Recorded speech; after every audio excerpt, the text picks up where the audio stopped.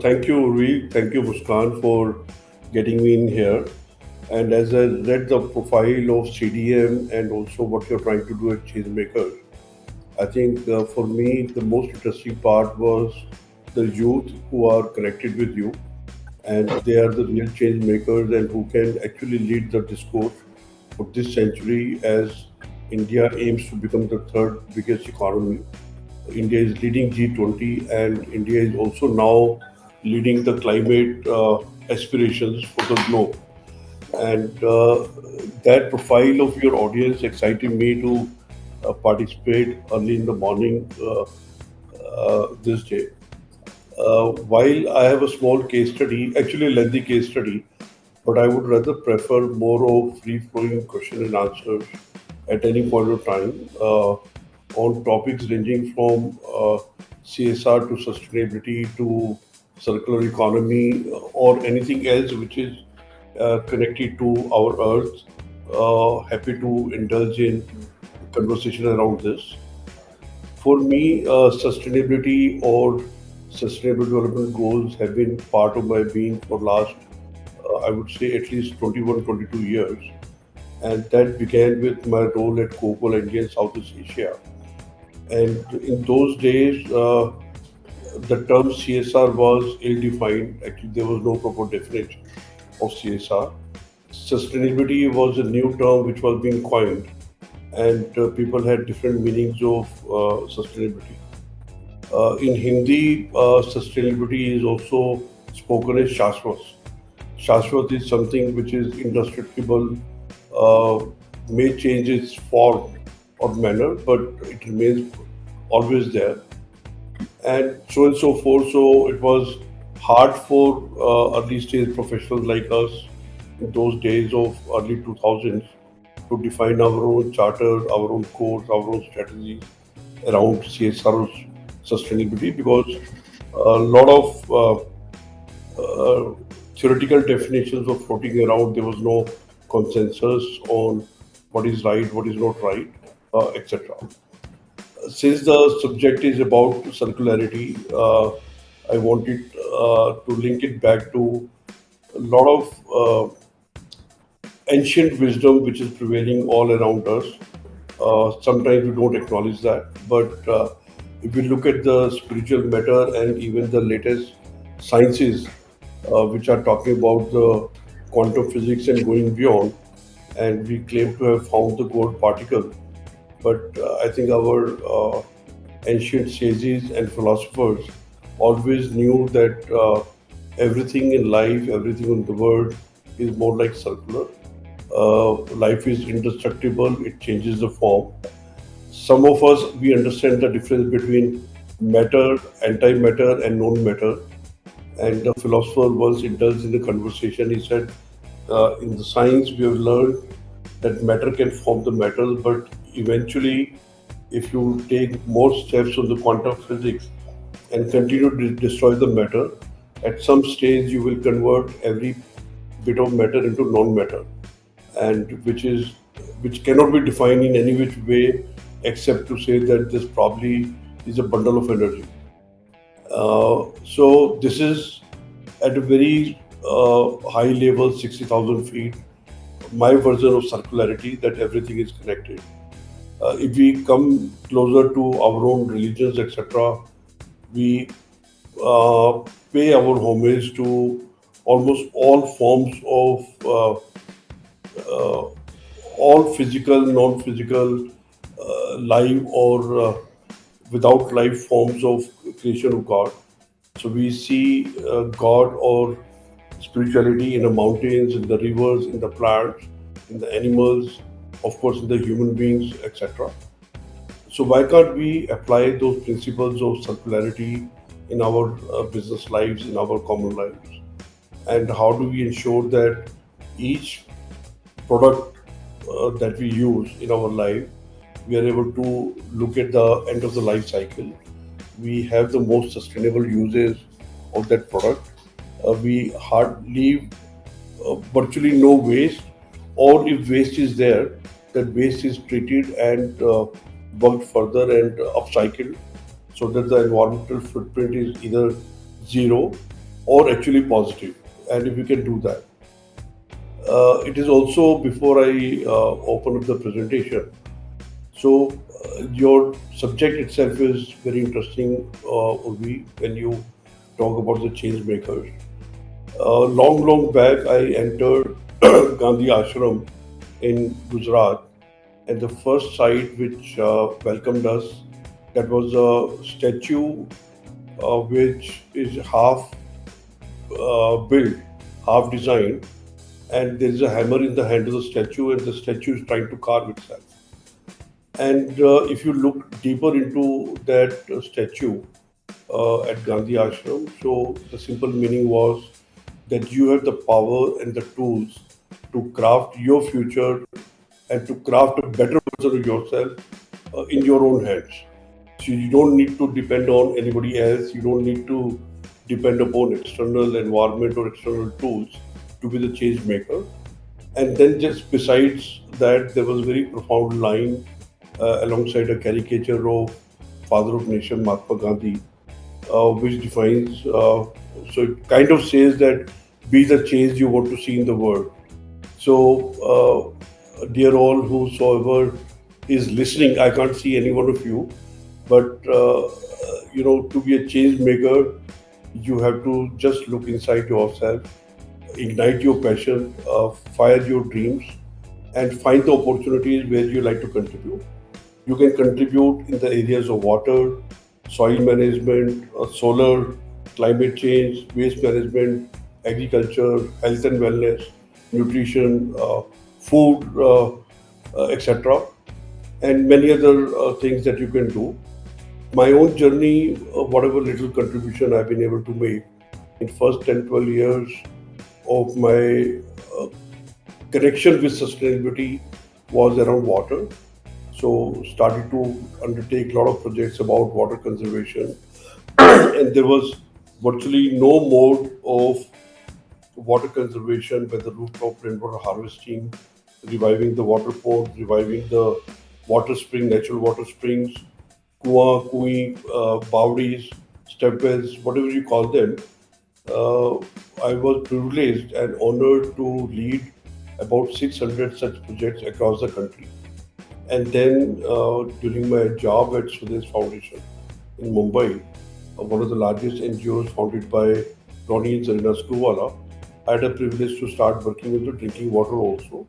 And there again, at one end, we were reviving the natural springs and accumulating that water. And on the other hand, we were drawing kilometers and kilometers long pipelines to provide tap drinking water to hundreds and thousands of villagers. That was well beyond uh, the current government announced Har Ghar Jal Abhiyan, which is tapped water into every home. I'm talking of 2012. So that gave a lot of satisfaction, learning, working with the communities, understanding their needs, desires, aspirations, understanding why people have to migrate, can we reverse the migration, etc. Lately, the change of my business and work made me look into the waste management as an area of key interest and the focus. And within waste, we realized that plastic waste management is something which is catching everybody's attention. And uh, how should we look into this? What can we do around this? Just to give a context, and then Muskan, I'll nudge you to open the presentation. So, plastic, like any other material, was a felt need in the communities in the world, and it was classified as one of the biggest innovation of its time. I personally believe it still remains one of those innovations which provides us low cost materials, ease of packaging, ease of transportation, and so many other functional benefits by using the plastics. You can't imagine a poor person or a impoverished person or a rural household being able to use shampoos or use the creams and moisturizers or anything like this, or even afford ghee or cooking oil or mustard oil in the far-flung areas if plastic packaging was not available at cheaper prices. Many of you know the revolution caused by 50 paisa shampoo sachets. So for the first time when those shampoo sachets started, almost everybody, particularly the women folk across the country, for the first time they started to see how hair could be better care. And because this became affordable, this was present everywhere, etc. However, soon this plastic became a nuisance, not because of the inherent properties of plastic, but essentially because of lack of care, lack of management, and the disdain with which we humans have, and even the municipal corporations have ill managed all this plastic. Most of the plastics are by nature recyclable. They can be changed into form, they can be upcycled. Unfortunately, the plastic waste management practices started very, very late in the country, and government had to enforce laws, sometimes strict, sometimes not so strict. Enforcement has been lax in the country as always for most of the stuff, which has led to the plastic menace that we are talking, and which has led to our believing or the policymakers believing that plastics has become a curse word or a abhishap or is a curse on the humanity or on the environment. It is still time that while the industry innovates, figures out better versions of the plastic, try to see whether multi-layered plastics can be reduced to one layer or two layer. Try to see whether a package which uses multiple types of plastics, they can be converted into use one type of plastic so that the collection and recycling is easier. A lot can be done at our own end, and you, the change makers, in your individual capacities, in a collective effort, as a societal effort, or lead the charge in the businesses, the corporates that you're doing to work on the overall waste management. The ill practices will continue. I'll give you a small example. Long back, we started waste collection and segregation in some parts of East Delhi, and we put some cards across, some 40 cards in Gandhinagar and surrounding areas. At a fixed time, the cards will go to each mohalla and gully. They will put a bell, and people were supposed to bring segregated waste, dry waste and the wet waste, in two separate bags. And each rickshaw had two sections, one for wet waste and one for the dry waste. And after 15-20 days, when we drew some satisfaction that the communities are changing their behavior, they've started to segregate the dry waste from the wet waste, and the rickshaws were doing a good job of collecting from house to house. We ended up following the trajectory of that rickshaw and the contractor who was doing the job, and that rickshaw was emptied in the dhalaos or these small facilities virtually in every colony where you put your colony's mug, and they did a reasonable job that separate wet waste was put in one section, dry waste was put in another section. We waited for half an hour to see what is the next step, and the next step was municipality dumper came, municipal corporation's machine and dumper came. They lifted the entire thing in one lot, put it into the dumper, and took it to a landfill.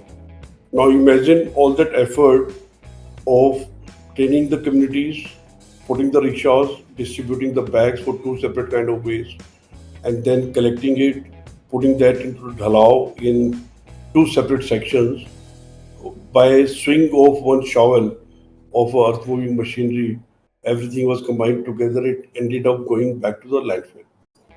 So those gaps will remain, but I think the importance is, if you want to be the change makers, you want to work in the circular economy, have that grassroots experience to see how things actually work on the ground. Sitting in the air-conditioned offices, making the flow charts, SOPs for anything and everything and then assuming things will fall in place. That really doesn't happen in India. So you need to see how that flow chart is put into the practice on the field, whether SOPs are complied with or not complied with.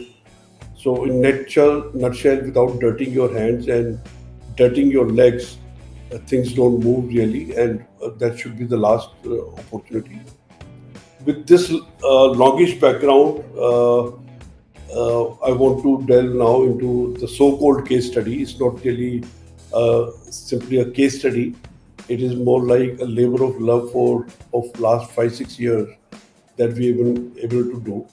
And Urvi, if you can, if there are any questions, comments till this time, we can take those, or then we'll move forward. So while Muskan puts up the presentation, uh, Yeah, I'll just share. so I've been part of food and beverage industries, and we've used several kind of packaging material, including the tins, the glass bottles, the PET bottles, and multi-layer beverage cartons, which are essentially paper-based cartons. And different studies projected from time to time that beverage cartons, which are essentially paper-based, they are one of the better and more sustainable packaging media.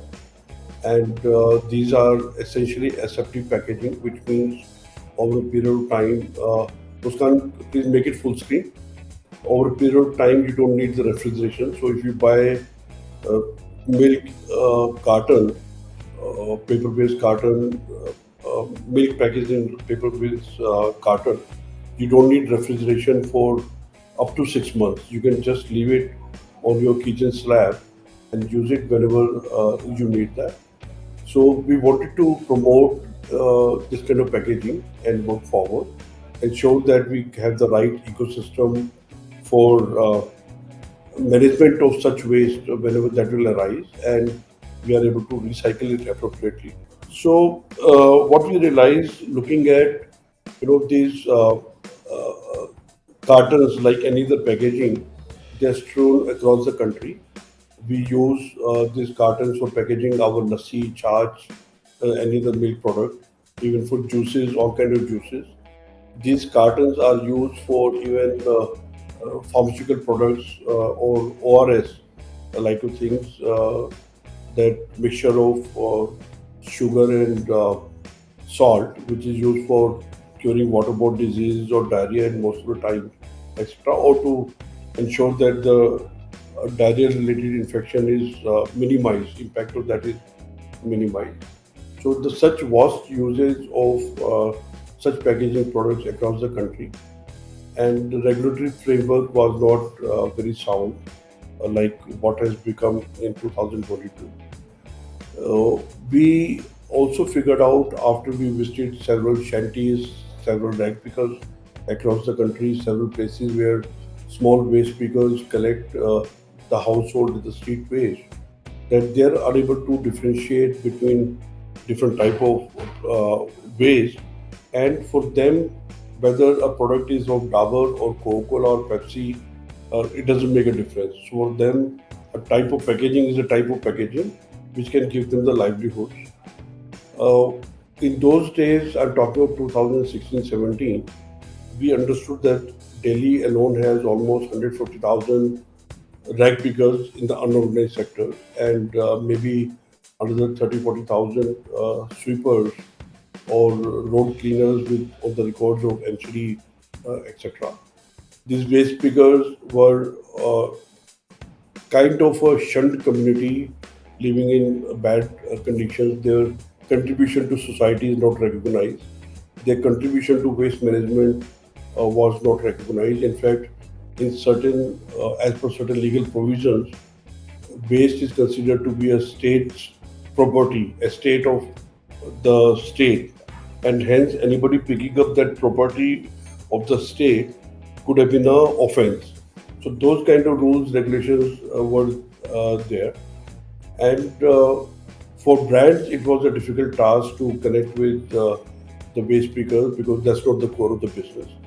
So there was a need to form an industry alliance. Everybody comes together, resolve many of these issues, or collectively find the solutions. Muskan, please move ahead.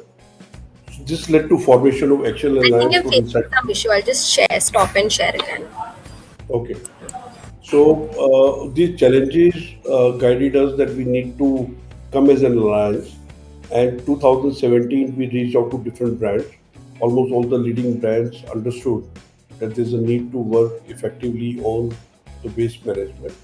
And we came together. The idea was that nobody can work all alone.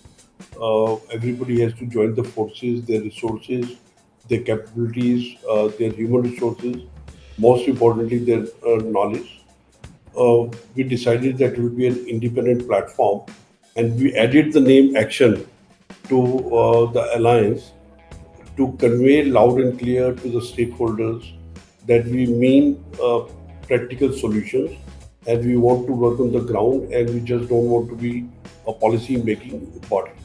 Move it, please. As the journey started, so one brand after another brand, they joined the momentum. And now we are a coalition of about 18 leading most brands across dairy industry, the pharmaceutical industry, the juices industry, as well as the alcoholic beverage industry. All the four kind of industries, their brands, the manufacturers of Tetra Pak like cartons, whether it is Allopack or SIG, they are our members. Forgetting about their competitive nature of business aside, so because the cause of environment and sustainability was larger. Muskan, we are still on the previous slide. Uh, Forgetting the competition, the need for sharing the information to work for sustainability and environment, that was a larger goal. So these brands came together with three clear objectives. One was to enhance the ecosystem for waste management, which meant developing more waste management agencies, developing more recyclers, work on companies to meet their EPR obligations, which is extended producer responsibility, which we'll talk in 30 seconds. And finally, to enable right policy making across the country for waste management, particularly plastic waste management. Talking about EPR, so all of us, we now are aligned that ideally the polluters should pay for the pollution that they're causing.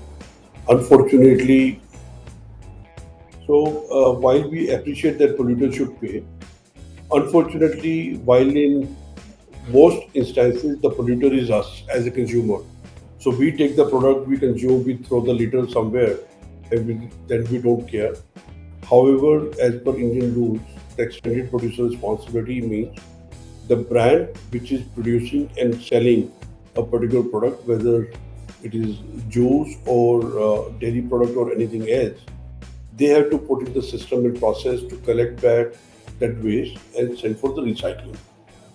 And honestly, while it looks like a pain for the brand because it was not their competence, but at least a process has started. And with the series of amendments which were made into plastic waste management rules, a sound set of rules have come with in 2022. We'll talk about this later if the time permits. So these were the three objectives with which we started AARC, and it has become the leading voice in the country on waste management.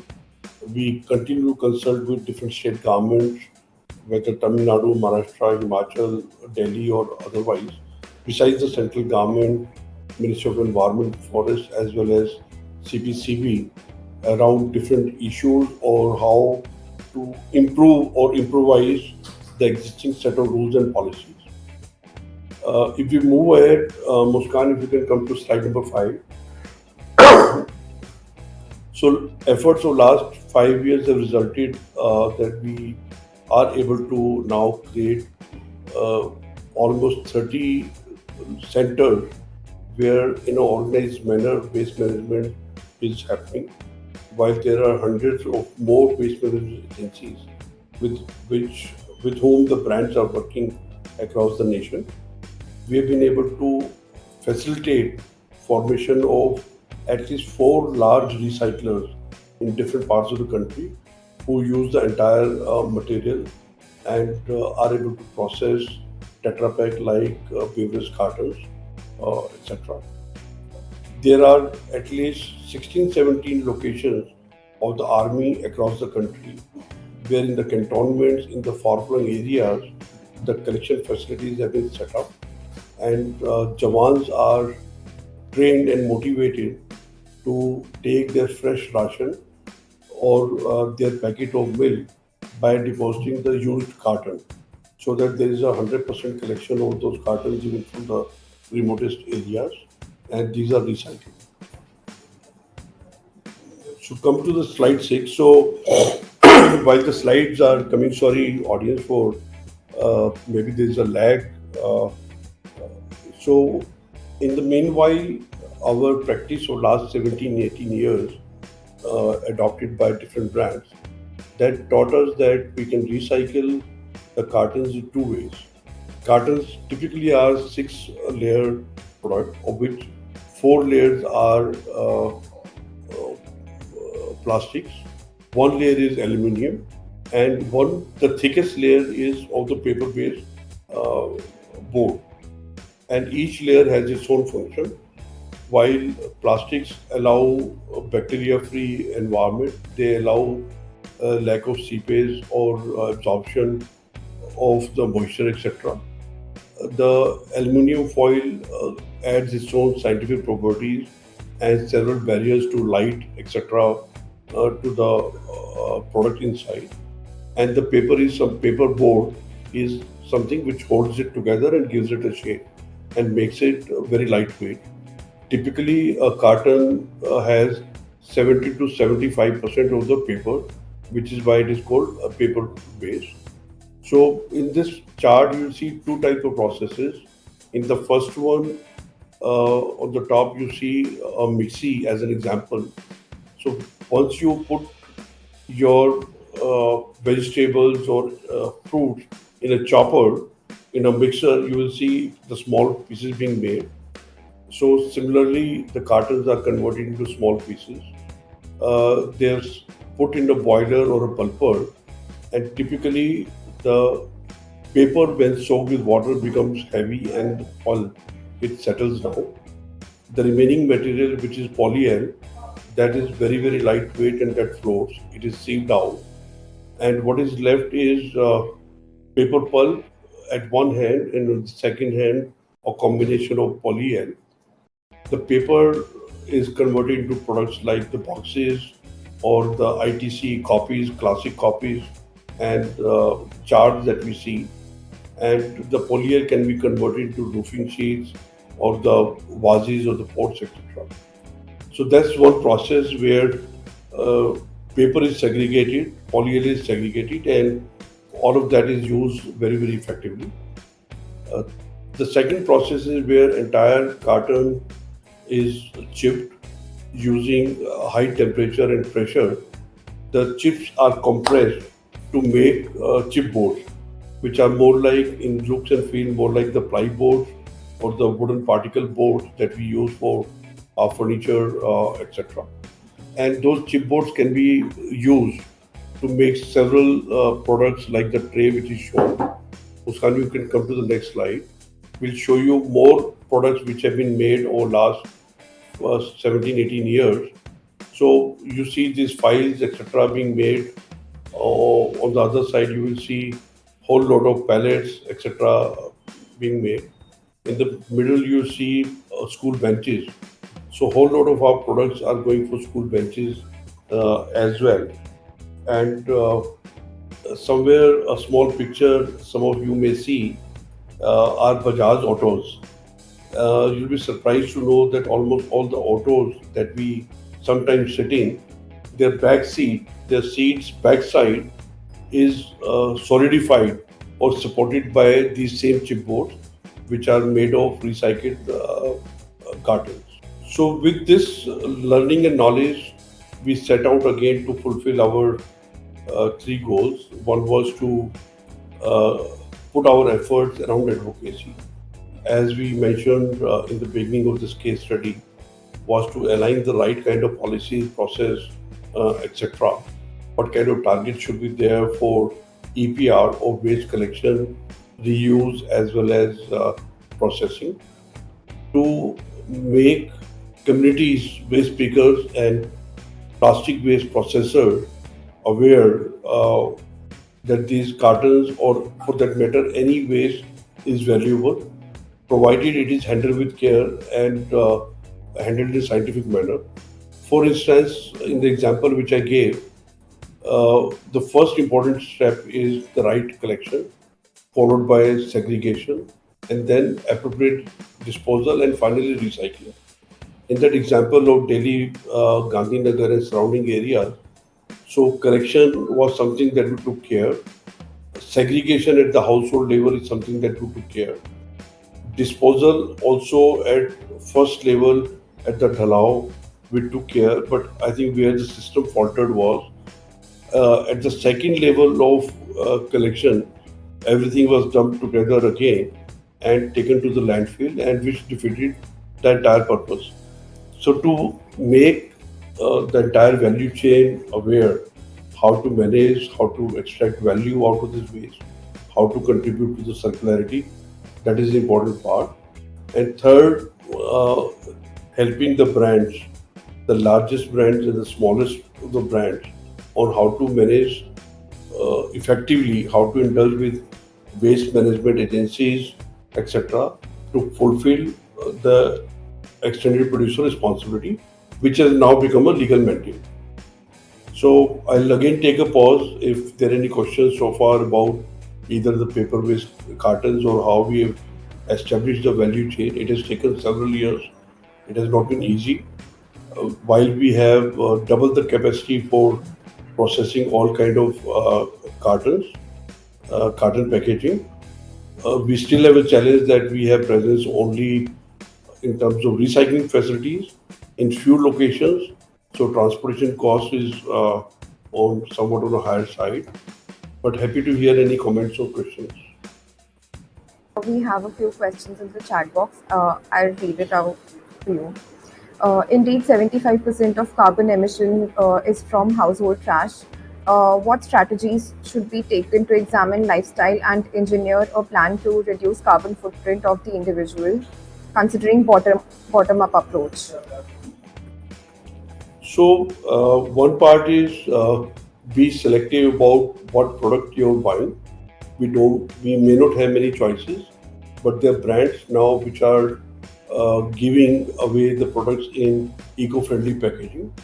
The second is to actively choose not to buy products which are artificially packaged in multiple layers of wraps and packets, etc. I don't want to name the brands, but I have personally bought products where a small product has four layers of packaging, one after another. One is to increase the size of the package so that consumer feels that he is buying something very large. One is a technical reason because there is a lot of labeling information which is required to be put, which probably cannot be put on a small label. But to make it fancier, better looking, distinguished from the product, a lot of excessive packaging is done, which is avoidable. Third is not to carry our own bags from home and avoid asking for carry bags from these places. But the most important things are how do we consume and how do we dispose.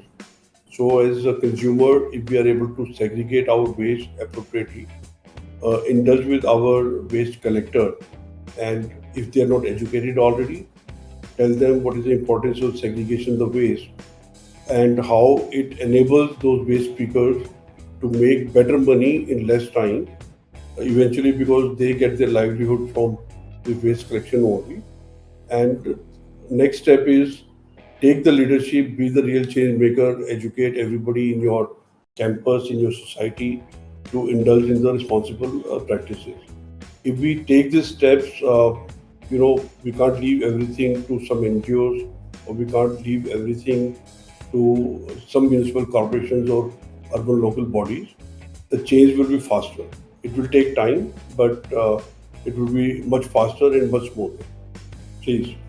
Next question is, as a student, what steps can I take to participate in circular economy? Uh, Thank you, Urvi, again for this question. Wonderful question. So, irrespective of which field you come in, figure out which area you want to contribute. There are hundreds and thousands of startups now which are working on mitigating the social challenges. Only a few days back, I had a occasion to participate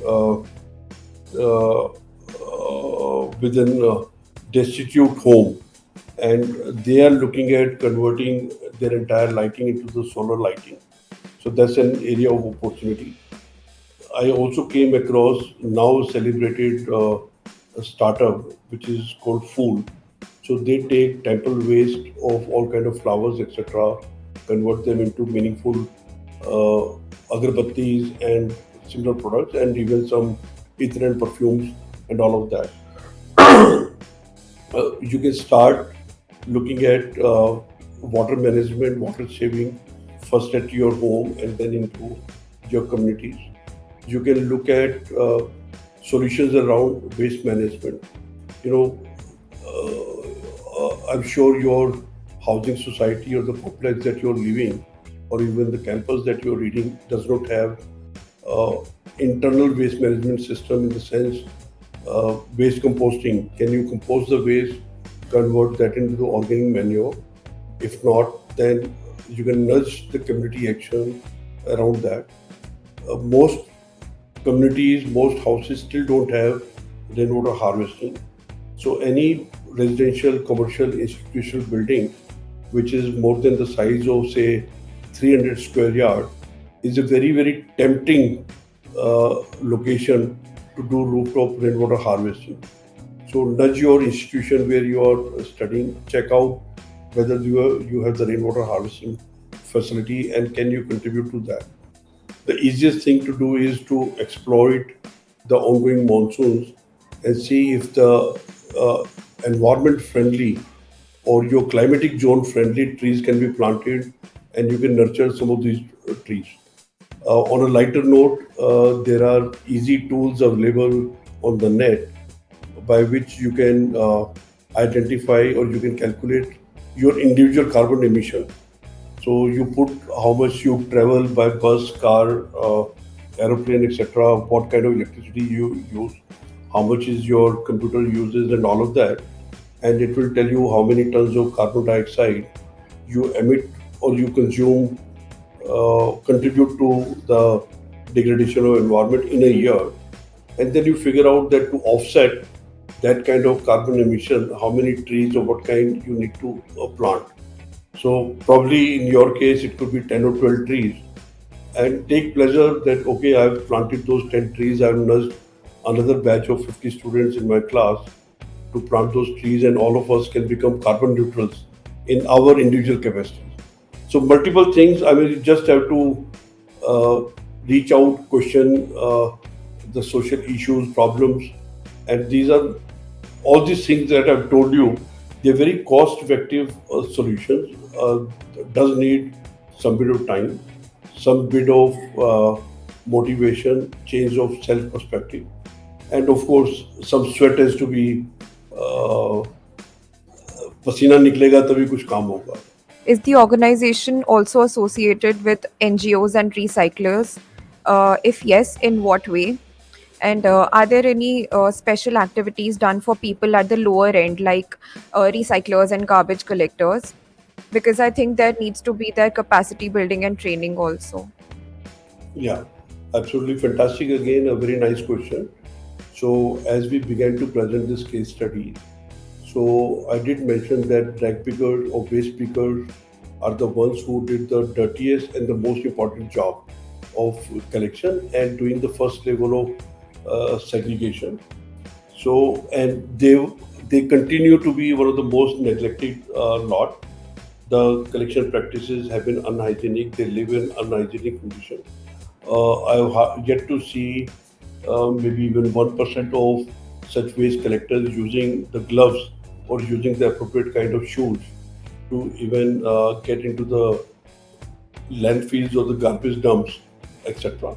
So several years back, we started in NGOs together in partnership with some NGOs, educating these rag pickers on the right ways of collection of the waste and processing the waste. We also assisted giving them the right type of kits, shoes, gloves, and some implements, and even the appropriate type of garbage collection bags, etc.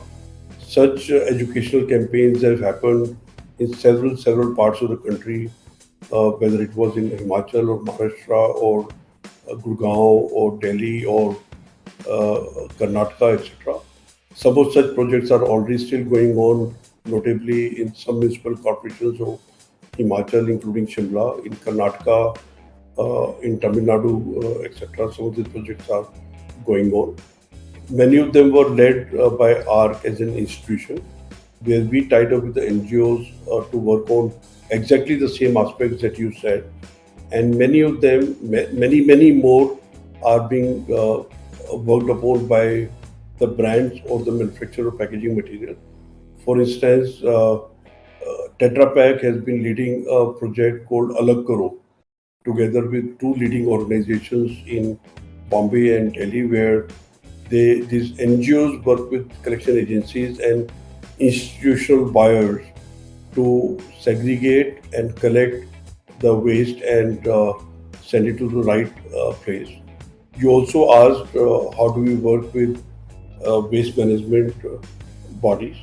So at one level, while we were educating the individual rag pickers, going to their colonies where they live and work, at the other level, we helped formalize many waste management agencies.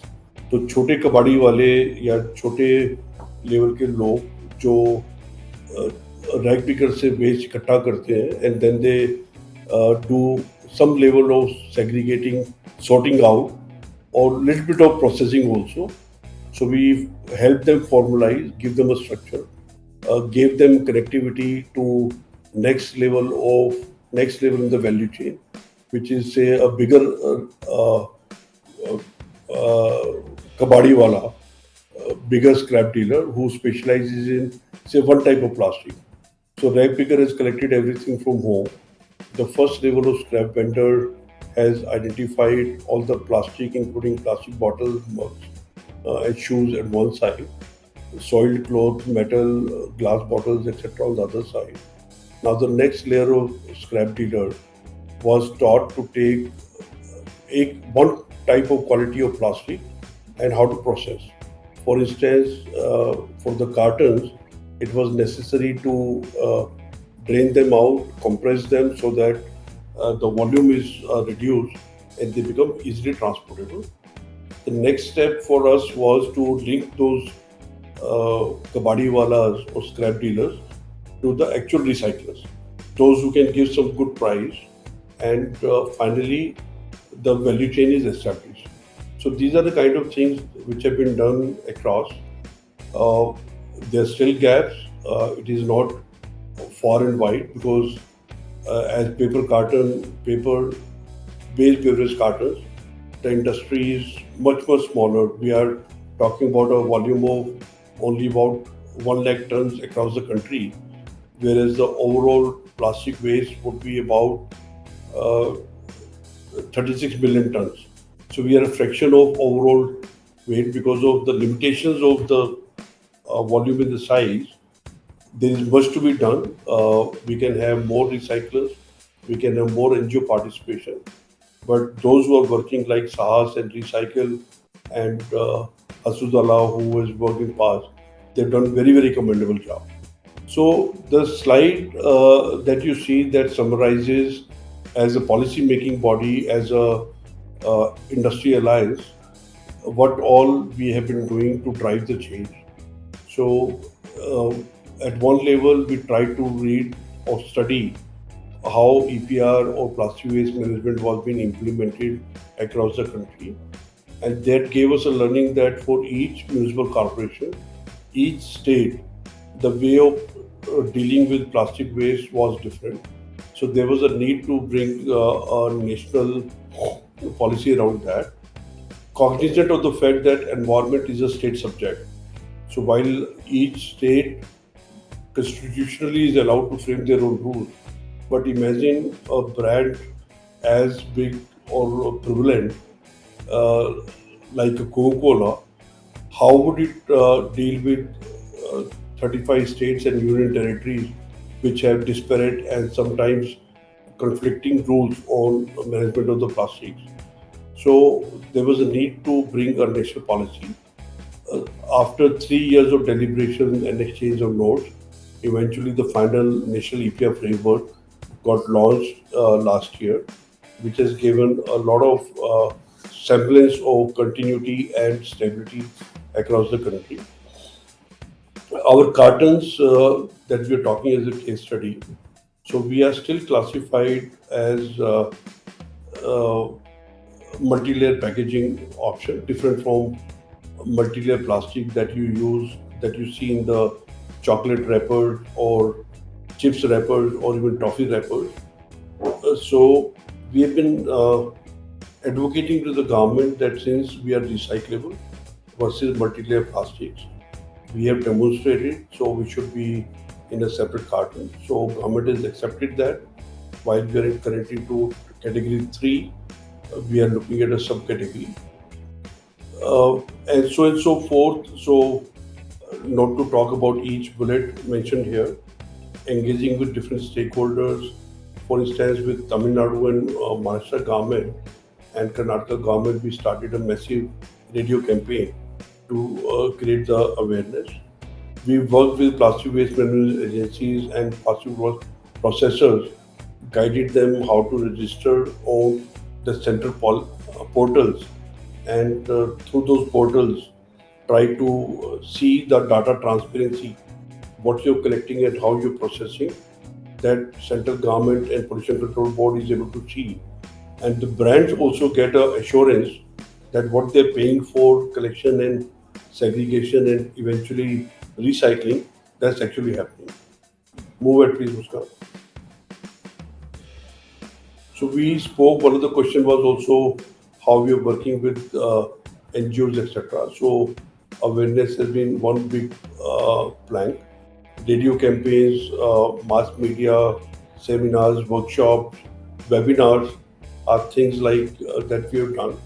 Some of the projects which are led on the street in the communities which is being done. We come out with a awareness monthly newsletter which is circulated. This is not a mass circulated newsletter. This goes to all industry stakeholders, to the people, those who are not directly involved in the waste management, etc. It does reach out to all of them. Move it, Muskan. So we very actively push the social media to communicate very positive messaging on the need at the community level. That was the earlier question, what we can do at our individual levels. So at individual level, if for instance you see the first creative on the left side, let's stop the blaming and start being responsible. That exactly was the essence of the first question. So let us look at ourselves, what we can do, and if we stop putting the waste in the appropriately colored bin boxes and let 10 other people watch it, I'm sure it's a matter of another 2 3 such exercises next week or next week. At least 3 4 more people will start putting the litter in the dustbins, and that too dustbin of the right colors, etc. So these kind of positive small videos, memes, GIFs, as well as creatives, these are put on the social media. We got millions and millions of views and engagement over this, and many awards have come our way because of extensive work that we've done. Uh, and we can go on. This is a subject of a lot of my interest. But as I see the watch, we are left with only 3 4 minutes. I would rather look for more questions and any suggestions, etc. of the comments. Muskan, you can get out of the presentation, please. Sir, another question. Could you please explain a little more about EPR? Okay, so EPR was a concept which started in Europe some 20-25 years back, and it was originally built as a concept that brands and the producers, because they are the organized entities, they know what they're packaging and how best to recycle them. So they would own the responsibility of collection of the waste from the market and send it to the recyclers. And it evolved in different phases. So in European countries, for instance, the producers have formed the large associations.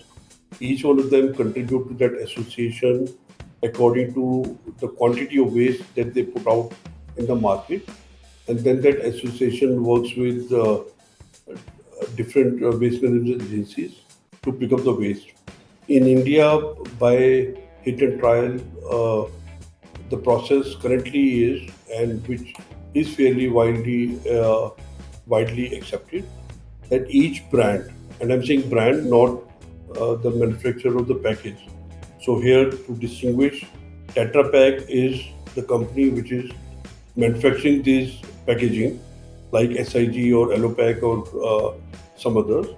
But likes of Dabur, Amul, Pepsi, Coca-Cola, etc., they are the brand which actually eventually send it out to the consumers. So these companies are now responsible. That is why it is called extended producer responsibility, to go beyond the four walls of the plant to manage the waste. And most of these companies now they engage with waste management agencies who are supposed to be registered or approved by different pollution control boards. These waste management agencies pick up the kind of waste which is contracted out. So, for instance, PepsiCo may have an agency which collects all the PET waste for them and sends it to a recycler. They may have another NGO or waste management agency which is only picking up the carton related paper waste, carton related waste. There could be another waste management agency which picks up all kind of waste and segregates at their own end. So, and there is a cost involved. So there's a deficit, for instance, for PET bottles, there could be a management fees of about a rupee or rupee and a half, which the brands pay, besides setting up the system of governance, transparency, documentation, auditable process. Similarly, in the case of beverage cartons, there is a deficit of 4 to 5 rupees between the cost that a waste management agency incurs and what a paper mill is willing to pay currently or a recycler is willing to pay. So that cost could be ranging from 3 rupees to 6 rupees depending upon the distance traveled. And this is the funding which the brand does. Besides, of course, investing in training, capacity building of the waste management agencies. And if at all there is some infrastructure upgradation needed at the end of the plastic waste processor or the eventual recycler. So this is how EPR functions. And now it has become statutory obligation, which is in the sense that there are targets fixed. The target for last year for our category, which is the base carton, was 70%. This year it is 100%. So next year the target even for reuse will kick off. Thank you so much, sir. Next one is quite interesting. How can these recycling units be installed and implemented in more locations? And how can one explore or understand the economic feasibility of such units? So not an easy answer. So for establishing such recycling unit, I think one big bottleneck is your need to have the large land area, because the way, even if you compress or bale the collected waste, it will still need a lot of area to process, and then the machinery, etc., has to be put together. If you are able to put something like chipboard kind of manufacturing unit, because this is, in our terms, this is upcycling. This is using a material waste into making a functional product of better value as the replacement of plywood or board. So this becomes a profitable venture. If you are, however, only using this waste to conversion into oil or into energy, it may not be very profitable. It will the one-time cost could be more, but the advantage is such kind of project you have much more waste coming your way to process versus converting into the chipboard. So each type of waste processing will need different kind of land resources, different machinery, will have different economics. But in nutshell, it's a profitable entity, profitable exercise. PET bottles is another area. If you put up a plant for processing PET bottles, uh, while 95% is already collected and recycled, there is a sheer demand in the textile industry because whole lot of textiles are now manufactured with some kind of blending of the shredded fiber of the PET bottles. And there is a huge demand, and again, besides that, you can use that RPET or recycled PET in making new bottles, packaging some other products, not the eatables, because food products are not still allowed in the RPETs in India. But there are many opportunities. What are some of the upcoming challenges that you think might come up in the context and situation that you work in? So one challenge which always remains is, you know, some of our stakeholders always have tendency to take shortcuts or cheat the system to make the fast money or fast buck. So, like even in GST, what happens, despite all kind of regulation, people end up creating the false and dummy bills to claim input credits. So this has been one malpractice which has been prevailing in the country, where unscrupulous elements, without collecting any waste, they are trying to claim the credit for waste management, etc. Second challenge I would see is a whole lot of waste is going for end of life recycling, which in my parlance is not really recycling. So end of life would mean converting that RDF into energy, or using that into the cement kilns as a raw material or something like this. So this is not really recycling or upcycling. This is basically maybe a scientific disposal of the waste instead of going to the landfills. But if somebody does the life cycle analysis of this waste and this end of life, the transportation cost, the energy used, eventually using high temperature to burn this or to mix it in the clinkers, in the cement kilns, etc., we'll figure out that probably we are spending more environmental resources towards a low cost, low financial cost, but this is not the most environment friendly way. So if we can innovate and we can find solutions to minimize end of the life, that I think would be a good way. The last question which was asked, Urvi, was about setting up the plants in more locations, recycling facilities. So coming back to that, so that remains an issue. And if the youngsters or the startups are able to find, portable or micro waste management systems or machineries where you don't need too much of land mass, where you don't need very large machines, etc. And at a micro level, maybe say a residential complex of 200, 300 houses, you are able to treat most of the wet waste and the dry waste at the local level. So that's an area of opportunity, and that's also an issue currently that the industry faces. In conclusion, working at the grassroots, at least for some time, working with the impoverished people in the rural areas, the kind of learnings that you get, the ideas that you get, the wisdom that you get is unparalleled. And at any stage of life, when to whatever level we mature, those experiences they help us to understand the real social challenges and the opportunities and the real solutions. So do work hard, do uh, put dirty your hands and legs wherever you get the opportunities in your institutions and the communities. And there is no better learning than that to contribute to the environment and to the society. Thank you.